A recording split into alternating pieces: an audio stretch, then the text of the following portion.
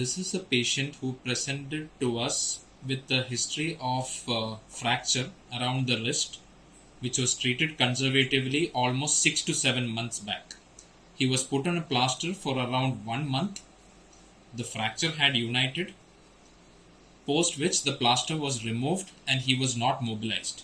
So you can see the classical dinner fork deformity that he has formed, and now he comes with pain over the hand as well as the elbow and the shoulder with restricted movements at the MCP joints. So you know that complex regional pain syndrome is a very common complication after the distal end radius fracture. So you know this has almost malunited. There is no movement at the fracture site. It has united, but the patient still has some issues with his movements. So let us see what exactly the complex regional pain syndrome is. So we can follow the Budapest criteria, which has 4 main parts. So the major one is that the patient has continuing symptoms even after the initial event has occurred. So that is the most important thing. The second one, we search for a few symptoms. So in the symptoms, what all do you see? We ask for sensory symptoms. So in this patient, he has increased sensation in this hand comparing to the opposite side. So increased sensation or increased pain to a normal response also is actually a sensory symptom. So we have 1 point for that. The next symptom will be vasomotor. So when you hear vaso, it is something related to your blood flow. So that means there is some sort of a temperature asymmetry comparing to the other side. So temperature asymmetry can be either increased sensation of cold or increased sensation of warmth in the affected site.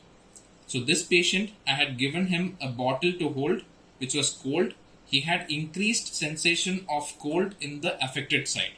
So that means even the vasomotor part is affected. The other thing what you can see is the color difference. So usually in the Indian population, because most of them have wheatish complexion, you might not be able to differentiate the color in vasomotor. So temperature would be a better finding in vasomotor changes. The next one would be pseudomotor. So when you think of pseudomotor, it could be either swelling or sweating. So one of these components will be affected.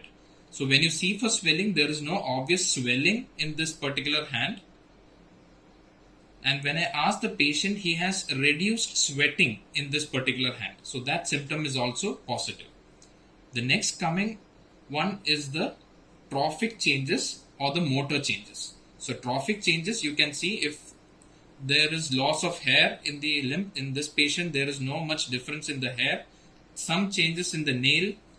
So these are trophic changes, which is not much evident in this. The next one is motor changes. So motor changes, you can see that there is restriction of MCP joint. Even passively, we are not able to move the MCP joints.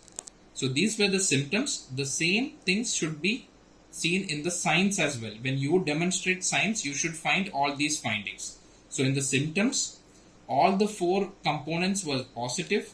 In signs also, all the 4 components were positive. And the last point which has to be positive is all these things should be out of proportion to the initial inciting event that occurred. So in this patient, it was a distal end radius fracture. That particular part is asymptomatic, but he has problems of all these reduced movements, and also as you can see, there is loss of muscle, there is muscle wasting and reduced movements. So this is a case of a classic complex regional pain syndrome after a malunion of the distal end radius. So this is the X-ray of the patient. Like you can see, this is the PA view and this is the lateral view. So you can see the radial height is lost comparing to the ulnar styloid, and we can see that the fracture has united. So this is the lateral view. This is the anterior side. This is the posterior side. You can see that in relation with the thumb is always anterior. So you can see that the volar tilt usually which has to be there in the radius, it has been lost. There is a dorsal angulation and the distal radius, the lunate, the capitate, and the fingers are not in the straight line. So you know it is a malunion. And this is the effect of the complex regional pain syndrome that is happening. You can see that there is diffuse osteopenia in almost all the fingers. So when you treat the patient, you should make sure that this particular osteopenia is also treated along with your regular medications and physiotherapy.